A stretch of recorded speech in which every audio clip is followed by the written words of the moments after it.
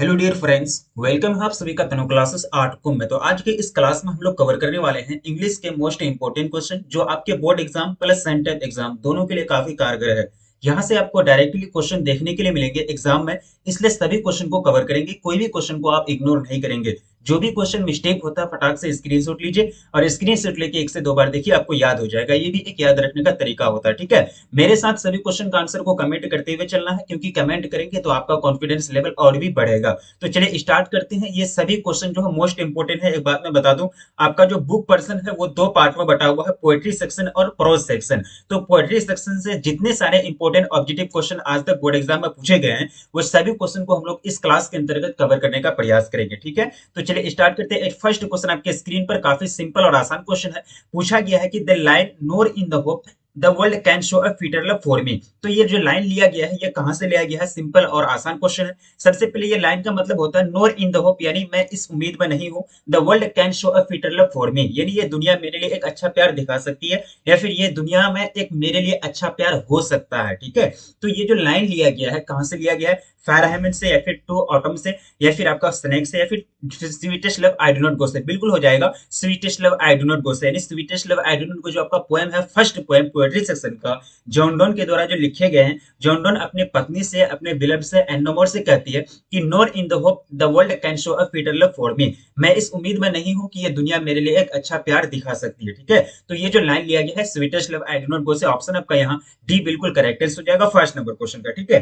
Fire हमें जो लिखे हैं ये जो पोएम है, ये इनका राइटर कौन है? के एम दारूवाला। और टू ऑटम के जो राइटर हैं वो कौन है? John Keats. सनेक के राइटर हैं डी.एच. लॉरेंस। ये सारा चीज आप याद रखेंगे। राइटर कौन है? नरेटर स्पीकर, जो भी बोले राइटर नरेटर स्पीकर तीनों का मतलब एक ही होता है, ये चीज आप याद रखेंगे, ठीक है। अब चलिए नेक्स्ट क्वेश्चन आपके स्क्रीन पर काफी आसान क्वेश्चन है कि that thou lovest me as thou sayest. ये जो लाइन लिया गया है ये कहां से लिया गया है? इज फ्रॉम, ठीक है। सिंपल और आसान क्वेश्चन है।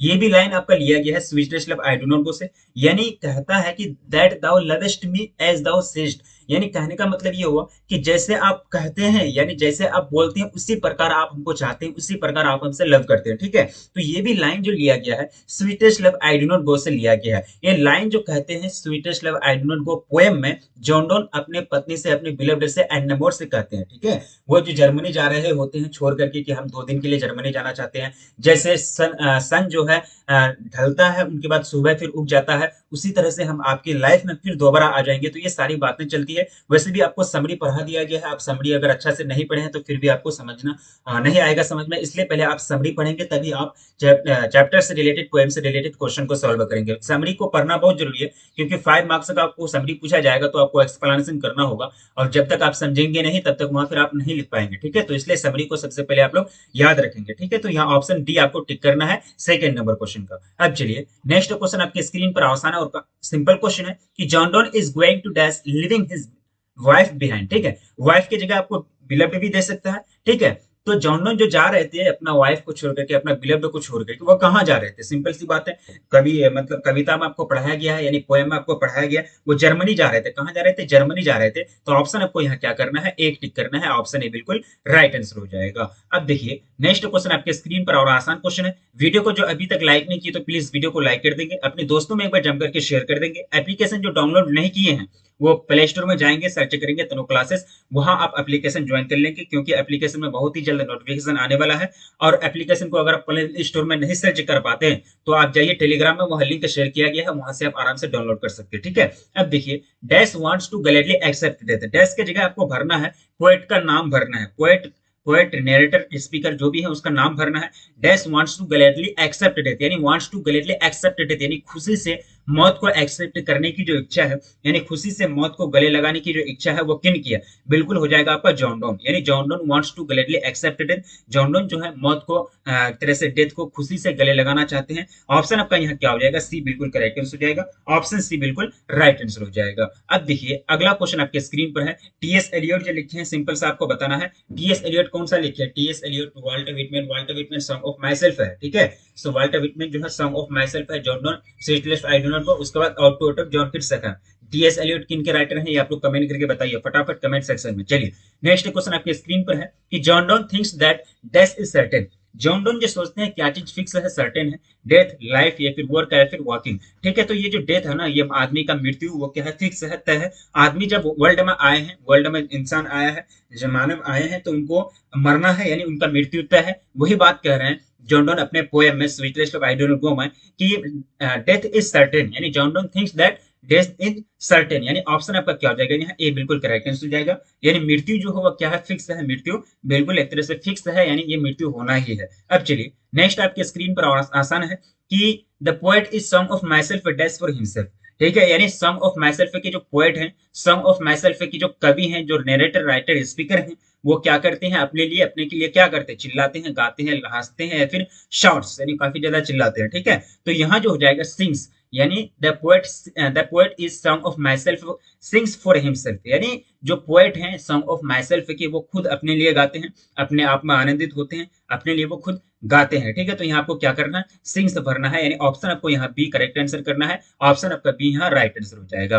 अब देखिए अगला क्वेश्चन आपके स्क्रीन पर आपके समक्ष रखा गया कि the dash of death are the whispering neighbours. ठीक है, the dash of death are the whispering neighbours, messengers हो जाएगा, फ्रेंड्स हो जाएगा, एनिमीज हो जाएगा, फिर गॉड हो जाएगा। ठीक है, तो मैंने आप लोगों को ये भी बताया है कि मैसेंजर्स यानी the messengers of death are the whispering neighbours, यानी नेबर जो होते हैं, जो पड़ोसी होते हैं, जो धीरे धीरे बात करते हैं, फुसफुसाते हुए बात करते हैं, तो वो क्या होते हैं, मैसेंजर होते हैं, दूत होते हैं, किसके, मृत्यु के, यानी डेथ के। ठीक है, ये भी कहा गया है sweetest love I do not गो में। तो ऑप्शन आपका क्या हो जाएगा यहाँ ए बिल्कुल करेक्ट आंसर हो जाएगा, ए आपको राइट आंसर करना है। अब चलिए अगला क्वेश्चन आपके स्क्रीन पर, चलिए सभी क्वेश्चन का आंसर को आपको करना है। चलिए बहुत अच्छा बात है, आंसर आ रही है। नेक्स्ट देखिए, पूछा गया कि song of myself is written by, song of myself के राइटर कौन है, वाल्टर विटमैन जो लिखे हैं, सॉन्ग ऑफ माई सेल्फ लिखे हैं, बिल्कुल आपका ऑप्शन ए है बिल्कुल करेक्ट आंसर हो जाएगा। Song of myself is written by Walter Whitman. Walter de la Mare जो लिखे हैं, एन एपिटाफ लिखे हैं। आप याद रखेंगे, सारा चीज याद रखेंगे, कहीं से भी उठा के पूछ देगा, क्योंकि आपको पोएम का हर एक लाइन याद रखना है, प्लस पोएम कौन सा राइटर है, नहीं है, उनका नाम याद रखना है,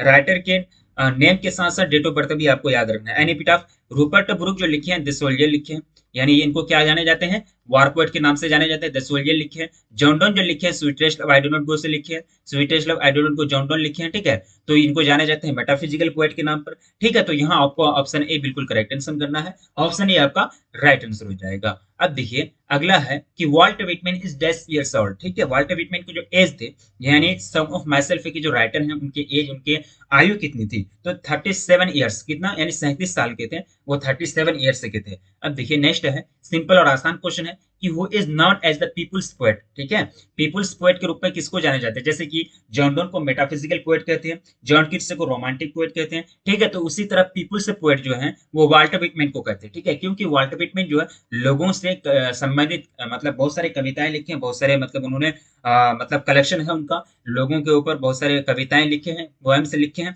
वाल्टर विटमैन, तो वाल्टर विटमैन को पीपुल्स पोएट कहते हैं। और जॉन डोन क्या है, मेटाफिजिकल पोएट है। उसी तरह रूपर्ट ब्रुक क्या है, वार पोएट है। उसी तरह जॉन किट्स क्या है, आपका रोमांटिक पोएट है। ठीक है, इस तरह से आप याद रखेंगे, हर एक मतलब खूबी के अनुसार, यानी हर एक का मेरिट के अनुसार, कौन किस फील्ड में माहिर है, उसी के अनुसार वहां टाइटल दिया गया है, मतलब नाम भी रखा गया पीपुल्स क्षेत्र में, यानी लोगों के क्षेत्र में कवि ज्यादा लिखने, कविता जो ज्यादा लिखते हैं, ज्यादा पोएम लिखते हैं, इसलिए वाल्टर विटमैन को पीपुल्स पोएट भी कहते हैं। ठीक है, तो ऑप्शन आपको यहाँ ए करेक्ट आंसर करना है, ऑप्शन आपका ए राइट आंसर हो जाएगा। चलिए अब नेक्स्ट क्वेश्चन की ओर बढ़ते हैं। क्वेश्चन पूछा गया है कि the line and the prompts go rolling on it from is from, if from, ये इट होगा या इफ कर दिया है, इट फ्रॉम, ये जो लिया गया है ये कहां से लिया गया, and the prompts go rolling on, prompts का मतलब होता है लुढ़कने वाला सामान, या फिर जो 3 पहिया के साइकिल होते हैं, या फिर जो भी लुढ़कने वाला सामान होता है वो प्रॉम्प्ट्स है। ठीक है, and the prompts go rolling on, यानी प्रॉम्प्ट्स लुढ़कते जाते हैं, क्या होते हैं, प्रॉम्प्ट्स लुढ़कते जाते हैं, लुढ़कते जाते हैं। ठीक है, तो ये जो लाइन लिया गया है ये कहां से लिया गया, सनेक, डीएच लॉरेंस के द्वारा लिखे गए, इसमें से नहीं होगा।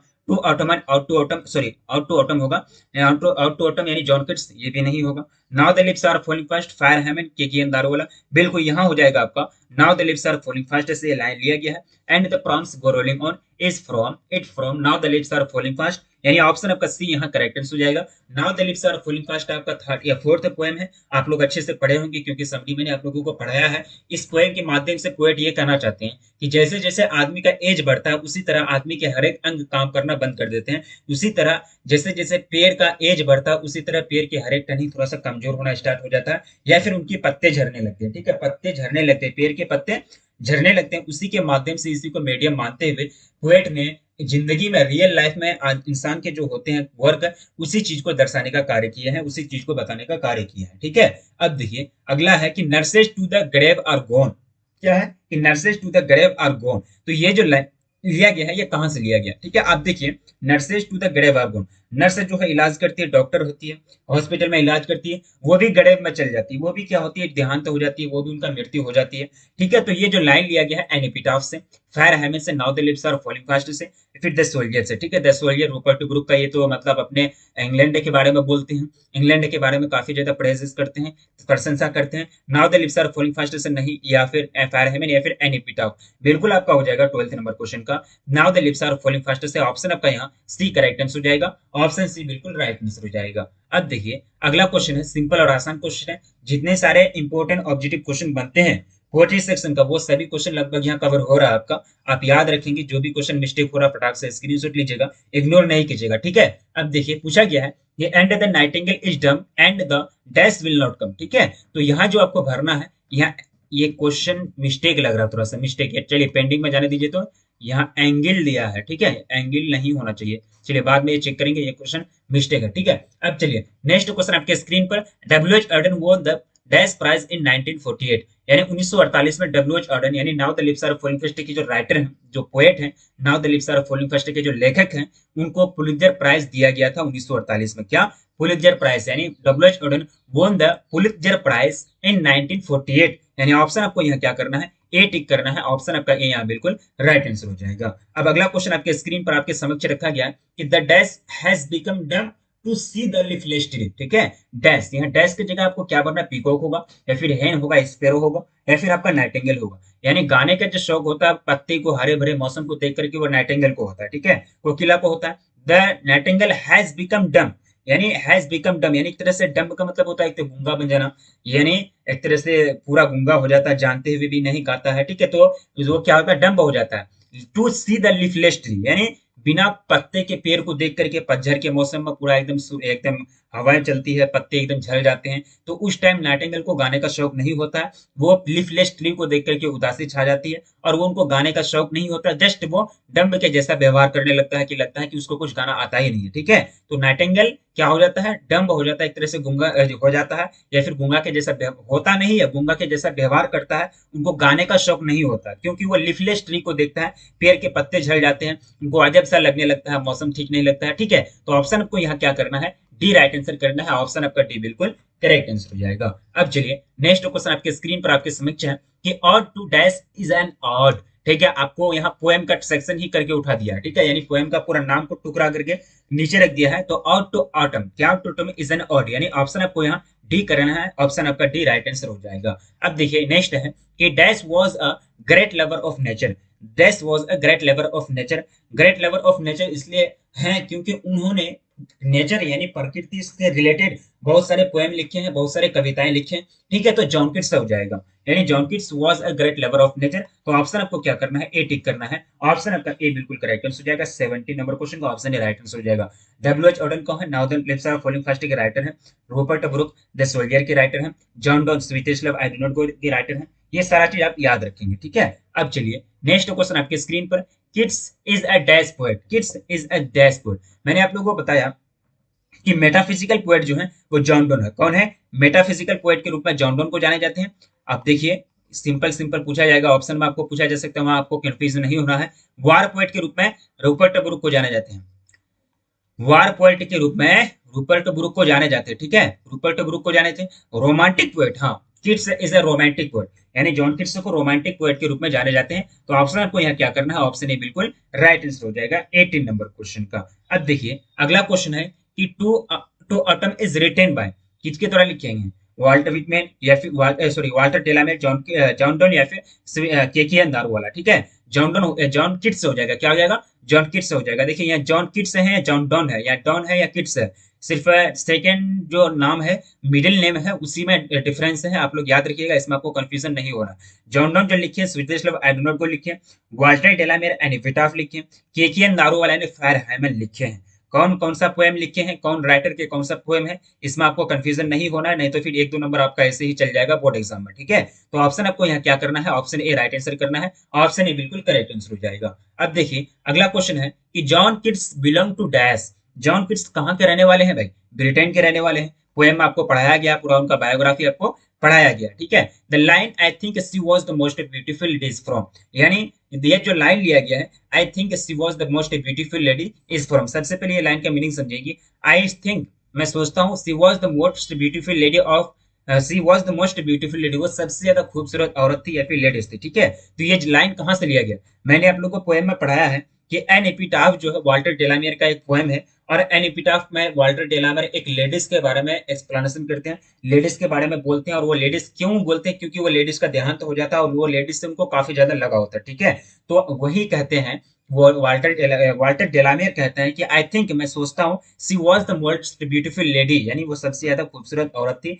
सबसे ज्यादा मोस्ट ब्यूटीफुल थी, यानी मोस्ट ब्यूटीफुल थी। ठीक है, सनेक नहीं हो जाएगा, डीएच लॉरेंस का ये राइटर है, मतलब पोएम है, या फिर फायर हैमन, यही दारूवाला का है, और टोटम ये आपका जॉन किट्स का है, एनेपिटाफ हो जाएगा। क्या हो जाएगा, एनेपिटाफ, यानी ऑप्शन आपका डी आपको टिक करना है, एनेपिटाफ, यानी option option D right answer हो जाएगा। अब देखिए अगला है कि who has written a number of poems for children, बच्चों के लिए किसने, बच्चों के लिए कौन कवि ने सबसे ज्यादा कविताएं लिखी हैं, सबसे ज्यादा पोएम्स लिखे हैं, वाल्टर डेलामिर, टीएस एलियोट, डीएस लॉरेंस, या फिर नन ऑफ दिस। ठीक है, यहाँ 22 का बिल्कुल करेक्ट आंसर हो जाएगा, वो जाएगा वाल्टर डेलामिर। क्या हो जाएगा, Walter de la Mare, who has written a number of poems for children, Walter de la Mare हो जाएगा, यानी एन एपिटाफ, यानी ऑप्शन आपका क्या हो जाएगा, एन एपिटाफ के जो लेखक हैं वाल्टर डेलामिर वही लिखे हैं, तो ऑप्शन आपको यहाँ ए टिक करना है, ऑप्शन ए बिल्कुल राइट आंसर हो जाएगा। अब देखिए अगला क्वेश्चन है कि an epitaph is dash written by, किसके द्वारा लिखेंगे, जस्ट मैंने अभी बताया, वाल्टर डेलामिर के द्वारा लिखे गए, जॉन किट्स जो लिखे हैं, और टू ऑटम लिखे हैं, जॉन डॉन जो लिखे हैं, sweetest love I do not go लिखे, और डब्ल्यूएच ऑर्डन क्या लिखे, now the lips are falling fast लिखे हैं।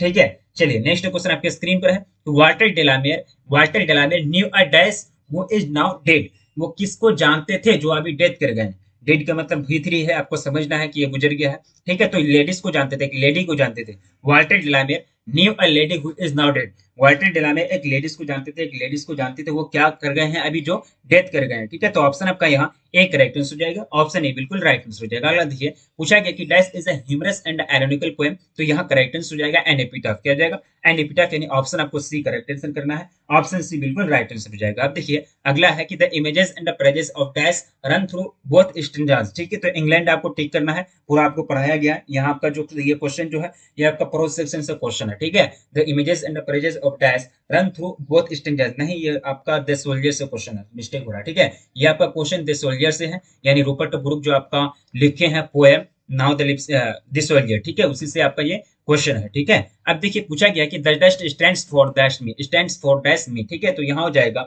सोल्जर। क्या हो जाएगा, सोल्जर, यानी ऑप्शन आपको डी राइट आंसर करना है, ऑप्शन डी बिल्कुल राइट आंसर हो जाएगा। देखिए पूछा गया कि the soldier is written by Rupert Brooke, war poet के नाम से इन्हीं को जाने जाते हैं, वार पोएट के नाम से इनको जाने जाते हैं रूपर्ट ब्रूक को। रूपर्ट ब्रूक कहते हैं कि इंग्लैंड के खिलाफ जो भी साजिश रचे, जो भी दुश्मन हो, उनका सारे प्लान पर पानी फिर जाए, मतलब अपने देश की खूब प्रशंसा करते हैं और अपने देश के एनिमीज की यानी दुश्मनों की काफी ज्यादा रिलाई करते हैं। ठीक है, यानी ऑप्शन आपका क्या हो जाएगा, यहाँ ए बिल्कुल करेक्ट आंसर हो जाएगा। कमला दास जो लिखे हैं, माय ग्रैंड मदर्स हाउस लिखे हैं, 2001 में कमला दास का एक कलेक्शन छपा था, समर इन कोलकाता, जो काफी ज्यादा फेमस थी, उनके वजह से कमला दास काफी ज्यादा और फेमस हो गई। 2001 में वो समर इन कोलकाता जो कलेक्शन लिखी, तो कमला दास क्या लिखे हैं ना, मतलब my grandmother's house, W H Auden, now the lips are falling fast, आप जानते हैं। ठीक है, अब चलिए नेक्स्ट क्वेश्चन आपके स्क्रीन पर है, the soldier is a dash poem, the soldier is a dash poem, मैंने आपको जस्ट अभी बताया, वार पोएट के नाम से जाने जाते हैं रूपर्ट ब्रूक को, तो वो वार पोएम होगा, है ना, वहाँ सोल्जर के बारे में कहा जाता है, युद्ध के बारे में कहा जाता है, मतलब एक तरह से जो दुश्मन देश होते हैं उसके बारे में मतलब एक तरह से जो है वार पोएट में, यानी जो सोल्जर के लेखक है, राइटर है रूपर्ट ब्रूक, जो अपने देश के दुश्मन है उनके खिलाफ बहुत सारी बातें बोलते हैं, अपना देश का प्रशंसा करते हैं, तो ये क्या है, वार पोएम है। क्या है, वार पोएम है। अब देखिए पूछा गया है कि a poem consisting of dash lines is a sonnet. ठीक है, तो सोनेट जो होती है ना, 14 लाइन वाले जो पोएम होते हैं उसको सोनेट कहा जाता है। क्या होता है, 14 यानी 14 लाइन आपको करना है। A poem consisting of 14 lines is a sonnet, यानी ऑप्शन आपका यहाँ ए टिक करेक्ट आंसर करना है, ऑप्शन ए बिल्कुल राइट आंसर हो जाएगा 30 नंबर क्वेश्चन का। तो यहाँ जितने सारे क्वेश्चन को हम लोगों ने सॉल्व किया, ये सभी क्वेश्चन आपका पोएट्री सेक्शन से रिलेटेड है। पोएट्री सेशन से जो भी क्वेश्चन आएगा तो लगभग क्वेश्चन को हम लोगों ने सॉल्व कर लिया है। और अच्छा से आप लोग एग्जाम दीजिए, सेंटअप एग्जाम भी बहुत अच्छा गया है और बोर्ड एग्जाम में भी आपका ये सभी क्वेश्चन आएगा और अच्छे से आप लोग प्रदर्शन करेंगे। ठीक है, जो वीडियो को अभी तक लाइक नहीं किए तो प्लीज वीडियो को लाइक कर देंगे, अपने दोस्तों में एक बार जम करके शेयर भी कर देंगे ताकि उनको भी एक तरह से पढ़ने में मजा आए। ठीक है, वो भी हमसे हमारे साथ जुड़ पाए। और चैनल पर पहली बार विजिट करें तो प्लीज चैनल को सब्सक्राइब कर लें। मिलेंगे फिर नेक्स्ट क्लास में, तब तक के लिए जय हिंद।